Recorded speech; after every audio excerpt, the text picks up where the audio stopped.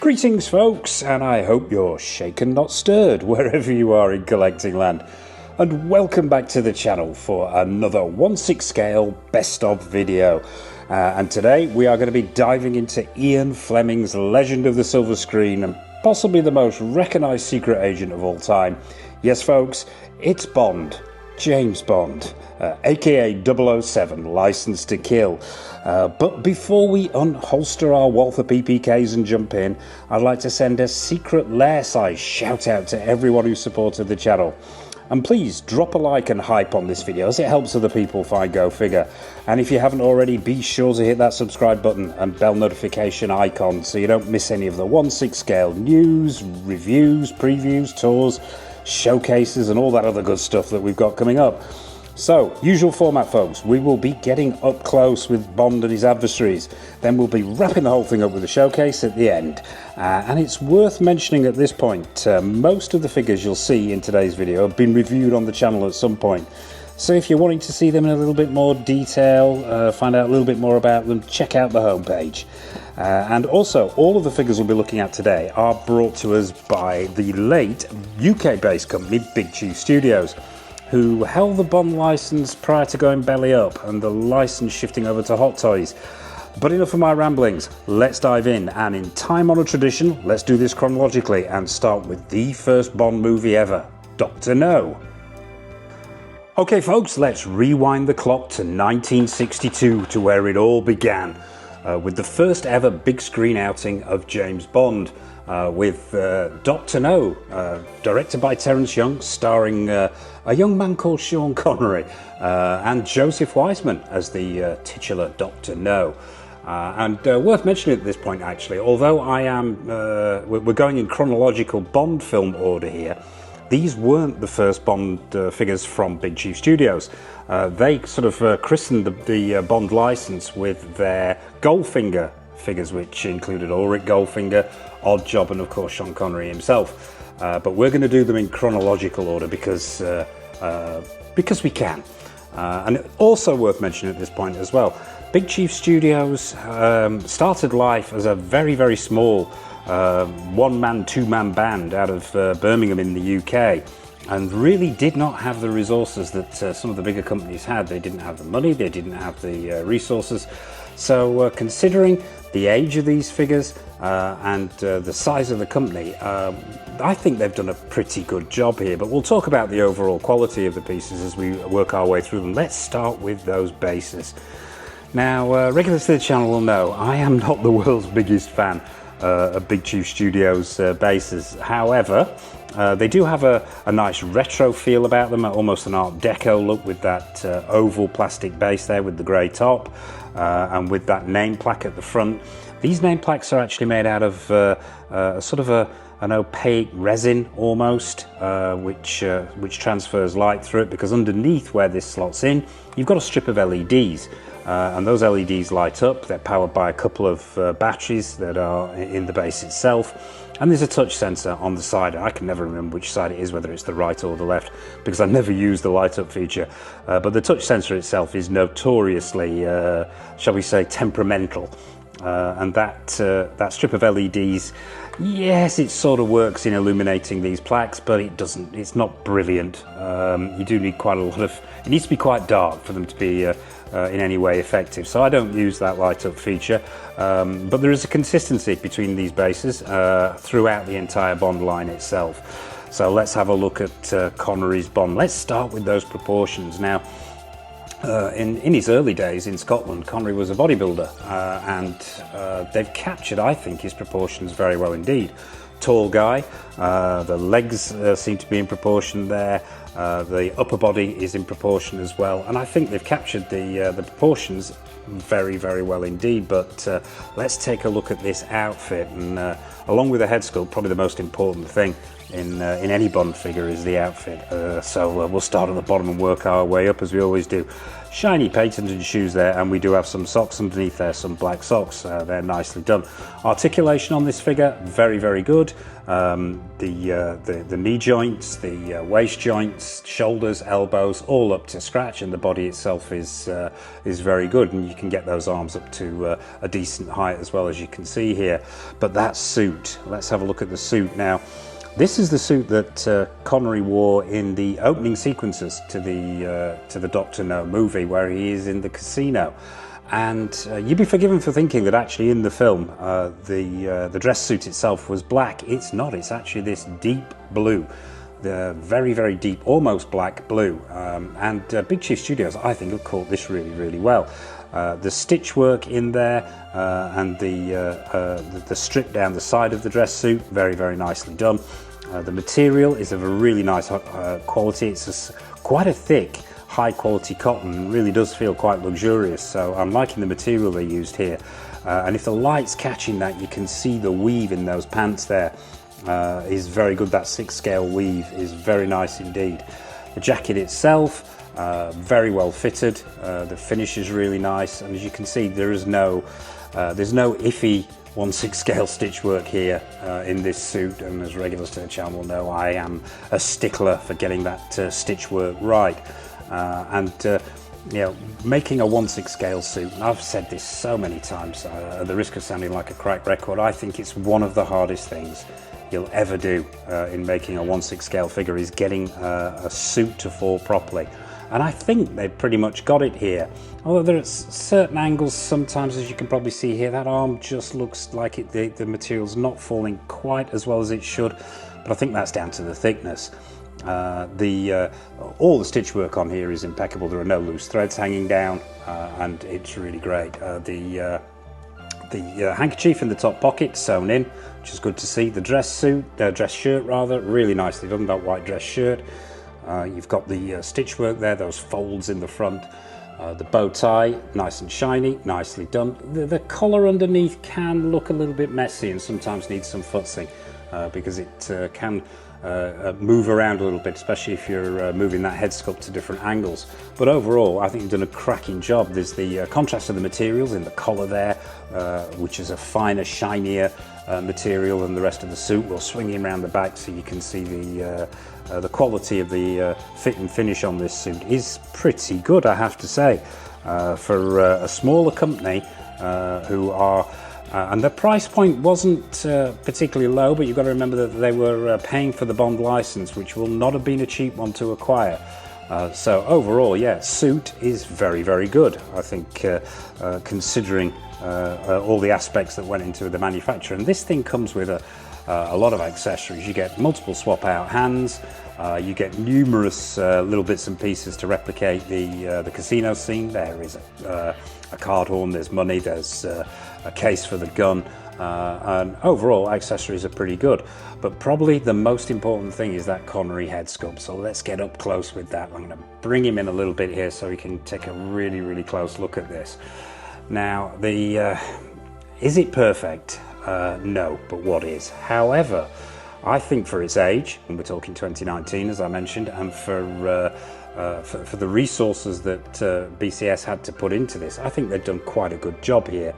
It is unmistakably Connery. That sculpt is very, very good. I think if I could level a criticism here, it would probably be more at the paint applications than the actual sculpt itself.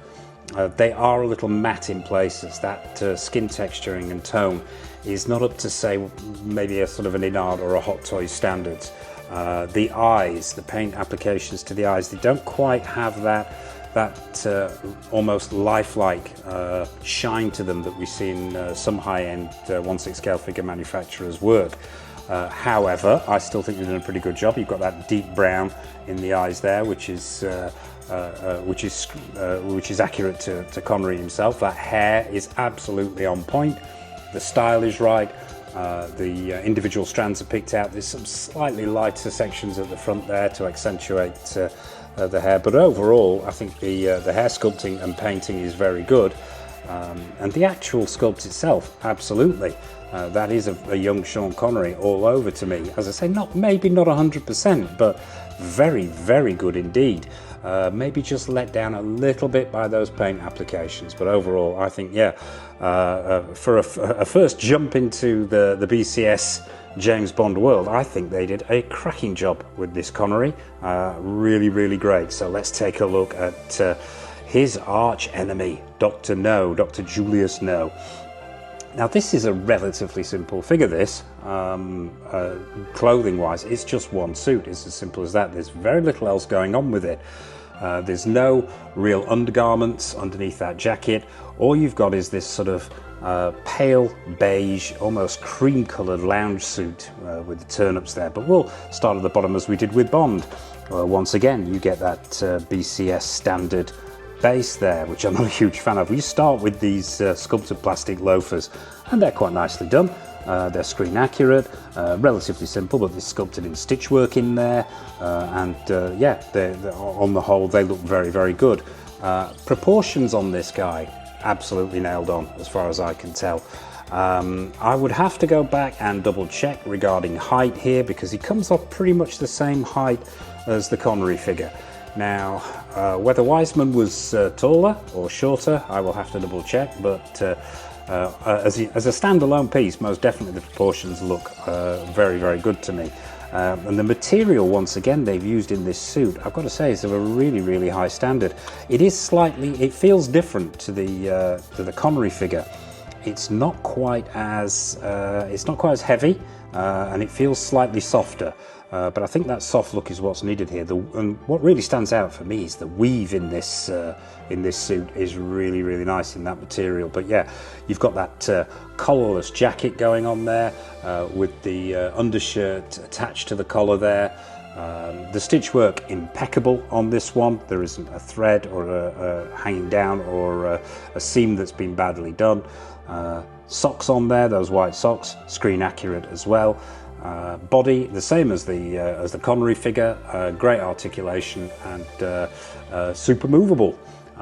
Probably the most important thing here is the head sculpt on this one, and the hands, those distinctive hands that have been removed and replaced with artificial ones. And you get swap out hands with this figure, and they're done in that sort of high gloss plastic to simulate the false hands that Dr. No wore, and very nice they are too.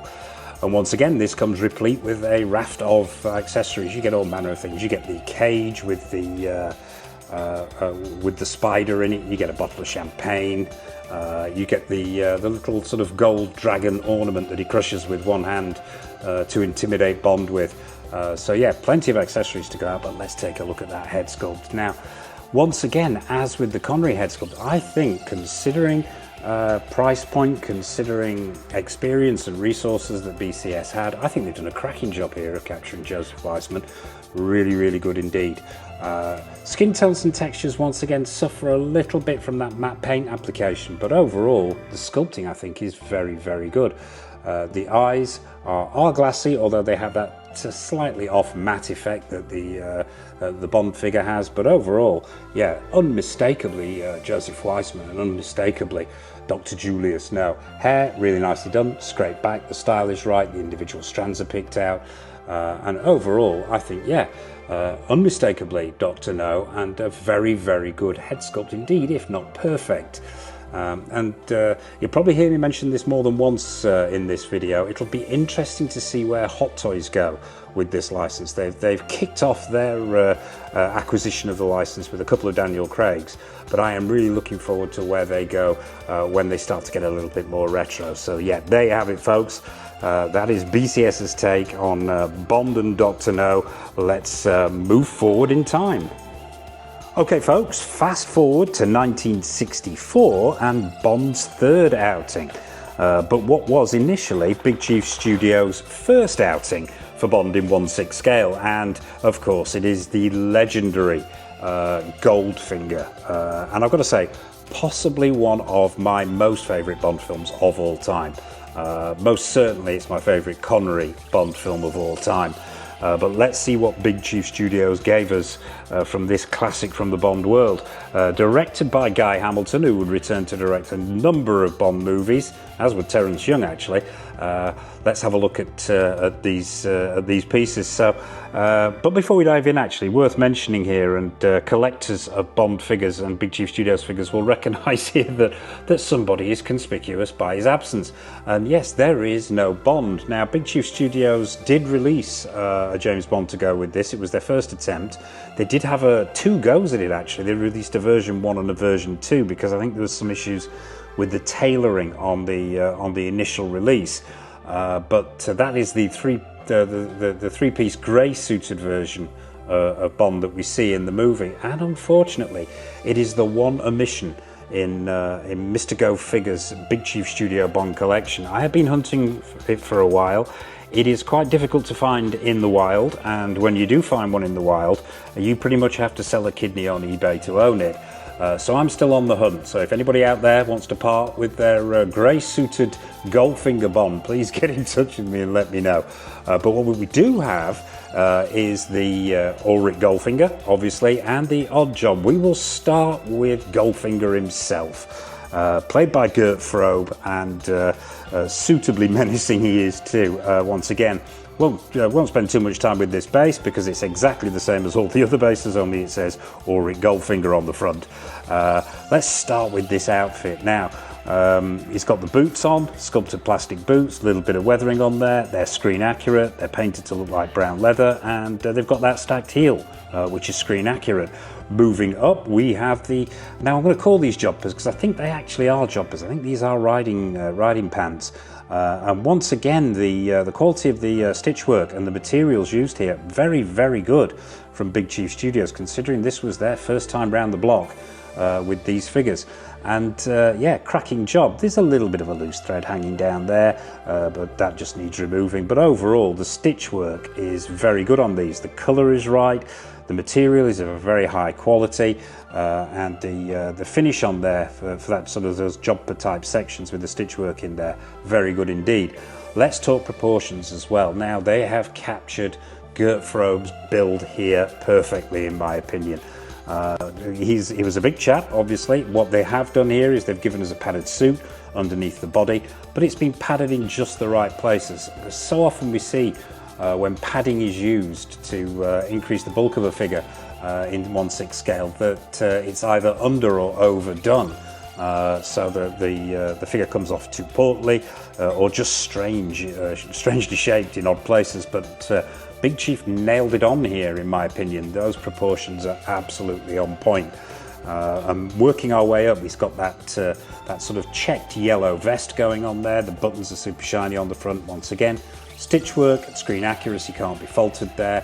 Underneath that, the white cotton shirt with the tie, really nicely done. And the jacket, and I've got to say, a sort of a special shout out to this jacket here. It is beautifully tailored to fit this padded body. It falls really, really well.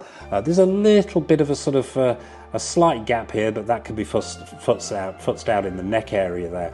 But that is actually caused by the thickness of the material, because they have used a double thickness, double layered material here on this jacket. But the colour is right, the stitch work is right, little hair's just got on there. I'll try and get rid of that. And I'll spin him round so you can see the quality of this stitch work here, from the cuffs all the way up to the back there, and there's another hair on there. These jackets are hair magnets. But as you can see, yeah, really, really nice weave in that 6 scale material. Colour screen accurate, stitch work excellent, build very, very good indeed. The accessories that come with this figure are worth mentioning as well. Obviously it comes replete with the gold watch. There is that gold ring which is sculpted into every left hand, and you also get a raft of other stuff as well. There are gold bars. There's this snooker cue for the snooker table that doubles, or is it a pool table? No, it's actually a snooker table, I think, which doubles as the map for his nefarious plans. And he's even clutching a mint julep here, which is made out of sculpted plastic and looks very good indeed. But on to that head sculpt. Now, once again, I think this is an absolutely cracking head sculpt from Big Chief Studios. The unmistakably Gert Frobe, unmistakably Goldfinger. But once again, I think it suffers with the same thing that the other two do to a certain extent, and that's that paint application. The sculpt itself, I think, is phenomenal on this piece. I really do. I think it's up there with one of the best that Big Chief Studios gave us in the James Bond line. I think the hair is really, really well done, with that sort of ginger tones and colours to it, those reds in there. The hairline is beautifully well done, with that sort of widow's peak at the front there, and the individual strands are picked out.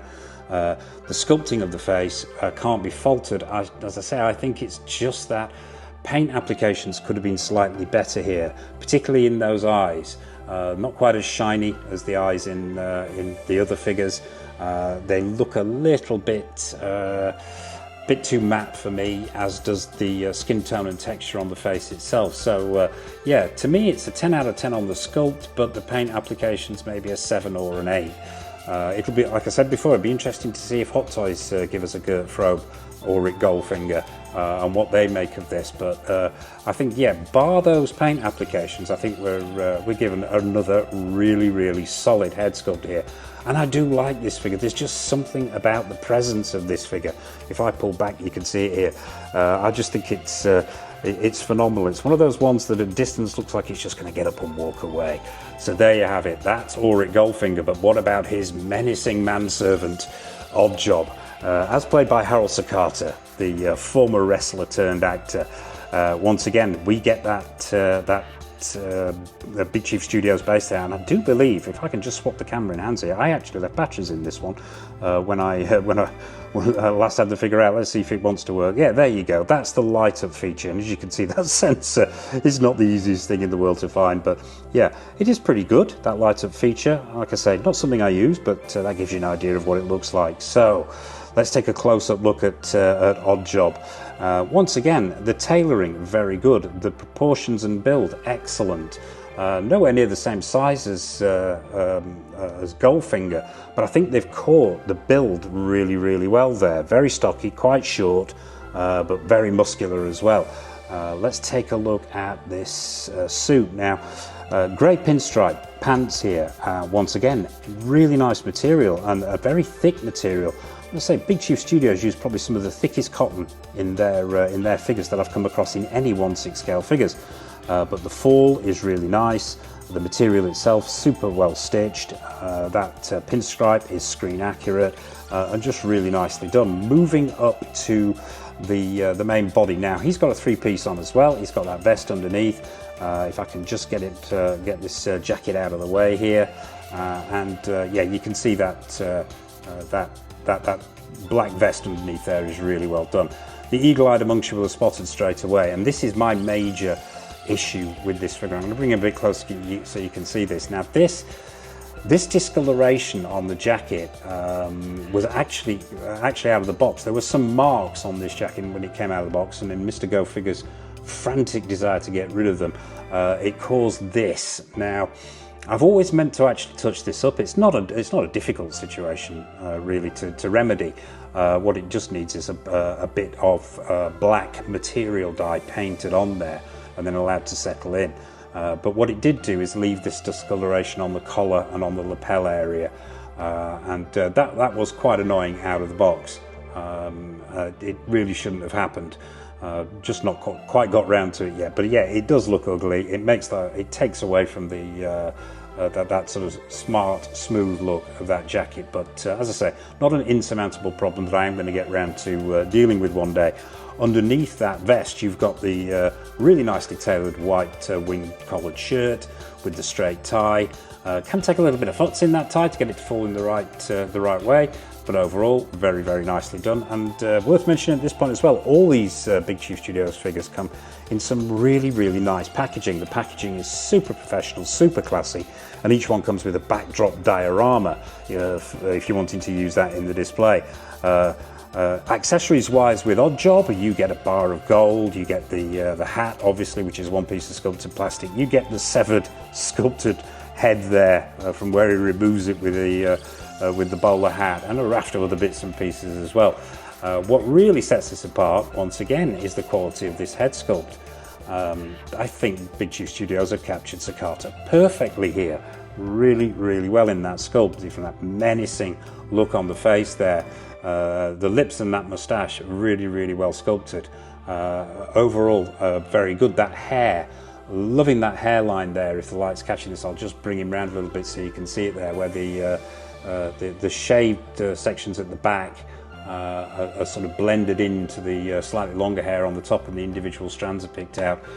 Once again, though, I think the only thing that lets this down is the paint applications. They could have been slightly better on that head sculpt, but overall, I think this is a cracking piece, bar that issue with the discoloration on the jacket that I need to deal with. So there you have it, folks. That is Odd Job and Goldfinger, courtesy of Big Chief Studios. So let's zip into the 70s. Okay, folks, so fast forward to 1973, and a young man's inaugural appearance as James Bond. For the first time ever, it was one Roger Moore as James Bond. This was the third outing for Guy Hamilton as director, and the movie was, of course, Live and Let Die. And I've got to say, I think probably the first outing and the best outing of Roger Moore as James Bond, and one of my favourite James Bond movies of all time. Even the music, just superb. A great piece of filmmaking coming out of the height of the blaxploitation movies of the 70s. It captured that zeitgeist. Great performance from Moore, and just a cracking Bond film altogether. And it also gave us the amazing Baron Samedi as one of the henchmen to the evil Dr. Kananga. But what Big Chief Studios gave us was three figures from that particular film. They gave us, obviously, Bond, Solitaire, and Baron Samedi. This came as individual figures. You could pick them up individually, or you could pick up what we're seeing here, which was the deluxe 3-pack version. But we'll start with the Baron. Won't spend too much time on that base. It's the usual story. We've already looked at it.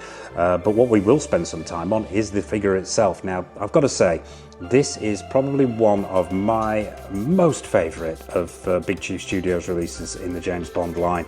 I think it's probably one of the best figures they ever managed to make. I think it's simply stunning.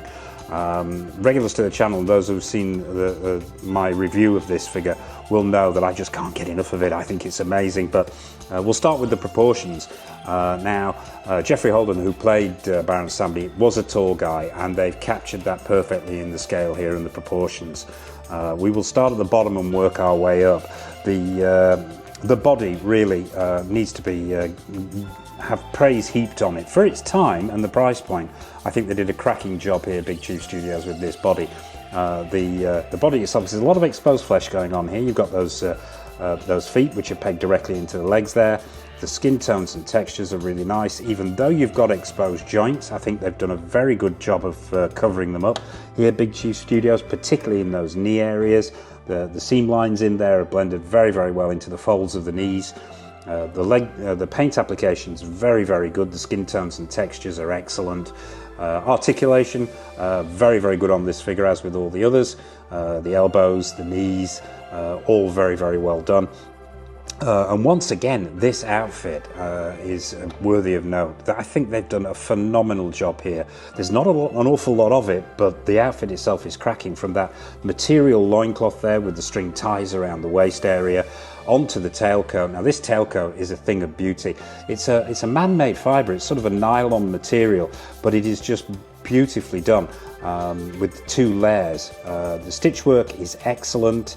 The colour on the lining on the inside is screen accurate with that deep red. It's wired as well if you're wanting to go for those dynamic poses, which is great to see. And the collars, the cuffs, particularly that collar, that rib collar, is beautifully done, beautifully sewn and stitched, and just very, very nicely detailed. That lining runs all the way through the tailcoat itself, and I will try and spin him around here. He's not on a turntable, this one, but we'll try and spin him around so you can just see it at the back here. It does get caught sometimes in that crotch grabber, but you can just see the stitch work and the materials used here are very, very good indeed, and props to Big Chief Studios in a retrospective manner for their work on that coat. The body itself really nicely detailed with the abdomen area and the chest area. You've got this necklace going on, which is sculpted plastic with the white cross on it, and up to the head sculpt itself. Now, two head sculpts with this figure. There's one slightly less manic than this, and then this very, very jovial one. And this is my favorite of the two. And the head sculpt here is exemplary. I will take that top hat off so you can see the detailing here, if it will come off. Sculpted plastic as well, this top hat. And I'm not normally a fan of sculpted plastic hats. I prefer material ones, but here it makes sense. And we can take a closer look at this head sculpt now. I think this is amazing work from Big Chief Studios here. The eyes are really well done. That sort of monochromatic almost paint applications down the face there, one side white. The eyes, although they have that slightly matte look that the other figures suffer with, it's not as noticeable here, and the light does play off them really well. The chosen expression they've gone for here has been sculpted phenomenally well. The inside of that mouth is amazing with those pearly white teeth, that tongue going on in there with a little bit of moisture paint application there to give it a slightly wet look. And overall, I think that is a superb head sculpt from any angle, and that really is what separates this from me from the other figures, is the level of that head sculpt and the overall quality of the body and the detailing. Comes with a vast amount of accessories, this one. Obviously the walking stick, which you're seeing here. You've got his flute, you've got his hat, you've got a number of bits and pieces to muck about with. And as I said, that extra head sculpt as well. Let's put his top hat back on. So yeah, that's Baron Samedi. But they didn't just give us Samedi, no, they gave us a solitaire as well. Jane Seymour as solitaire. Now, this one, they really went all in with the accessories on this one. You get this table for the tarot cards. You get these two supports. These are freestanding, these supports, both made out of metal, which is great to see. And you get two sets of tarot cards as well. There's a full set of the Lovers, which Mr. Bond nicely replaces, and a complete set as well. And then obviously you get the figure too. Now, the outfit on this is phenomenally well tailored. The screen accuracy is amazing. And the dress that she's wearing here is a thing of beauty.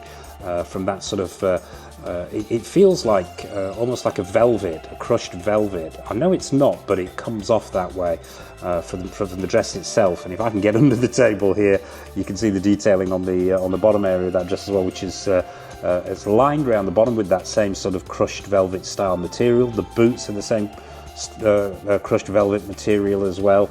And the level of detailing on the intricacies of that hem are excellent. Stitchwork, amazing. Detailing, absolutely excellent, as is that necklace as well. And all these swap out hands, I actually didn't mention it, but the Baron Samedi swap out hands, there are literally hundreds of them with sculpted in, well, not hundreds, but a lot with sculpted in rings, and it's the expressiveness of those hands that help that figure as well. And here too, you've got those sculpted in fingernails, beautifully painted, and numerous rings on there as well. And the cuff areas around the bottom of the cuffs on the dress are wired as well, so you can use that in imposing the figure too. If I could level a complaint, and here we go about the head sculpts again, I think the head sculpt is most certainly Jane Seymour. It's very, very well done, in particular the eyes there, because she has very distinctive eyes. Once again, I would say it's let down a little bit by the softness of the paint applications there, and that lack of skin texturing and tone. I think it does come, unfortunately, has a slight dull-like quality, which is unfortunate, but overall, still a very impressive figure if let down a little bit by those paint apps. The hair is really nicely done.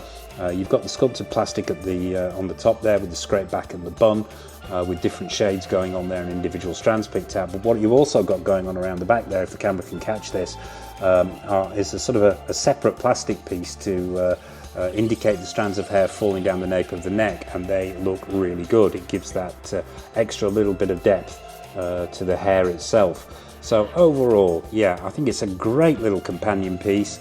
I think the accessories are wonderful. That table is great, the tarot cards are great. The craftsmanship that's gone into that dress is phenomenal.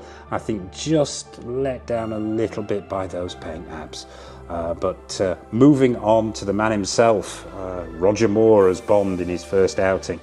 Once again, we've got that base there, the Big Chief Studios base. What's different about this figure is this is out of the 3 Bonds that they gave us, this is the one where they chose not to put Bond in a suit, and I think it was the right decision. Although he does wear a suit in the film for a lot of the time, I think this is more of the iconic look from, well, I'd say it's the set piece at the end of the film. It's not actually, it's sort of, what was it, midway through, but it's sort of the voodoo sequence in the film where he interrupts the ceremony. I think this is a more iconic look, and I think that Big Chief Studios have captured it really well. As for the Roger Moore proportions, definitely they're there, as with all the other figures. The articulation is there.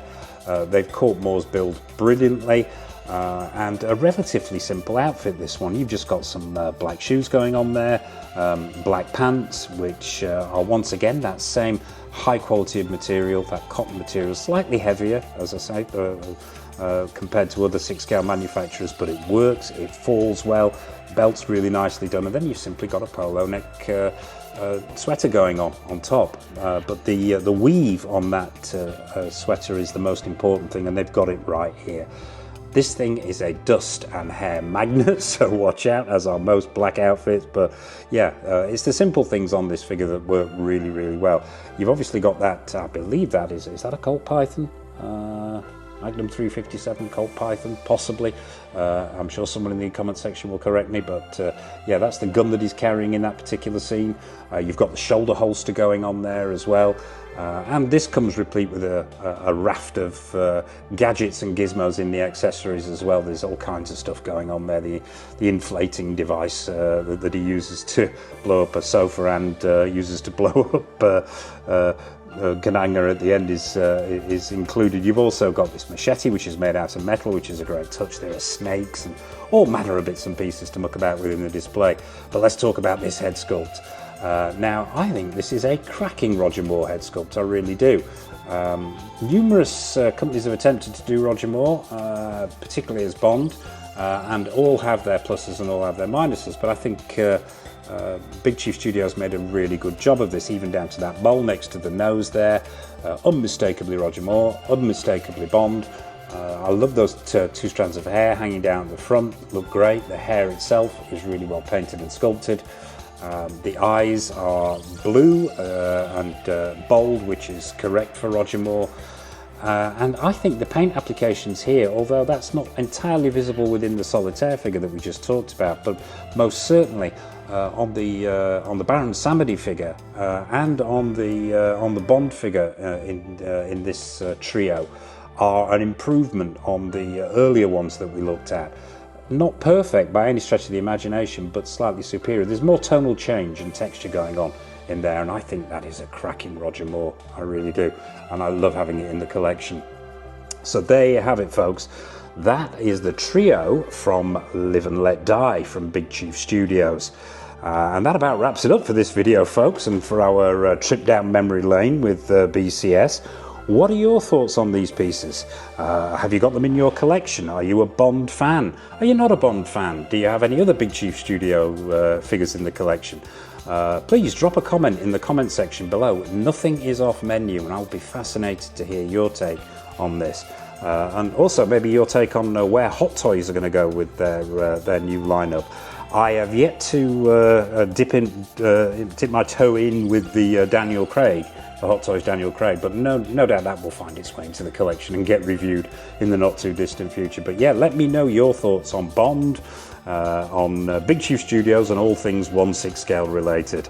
And I suppose all that remains for me to say is a massive thank you for watching. What have we got coming up on the channel? Well, we've got plenty more 1/6 scale figure reviews. We've got new figures coming in all the time, from Hot Toys, InArt, Susu Toys, Present Toys, Caustic Plastic, XO6, Iconic Studios, the list goes on.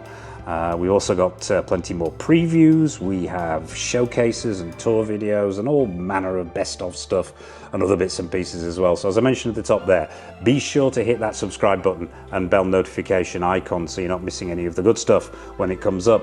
And I suppose all that remains for me to say is from everybody in the Bond universe, from Ian Fleming and from everybody associated with the creation of these figures, a massive thank you for watching. Take care of yourselves, and until next time on the channel, happy collecting.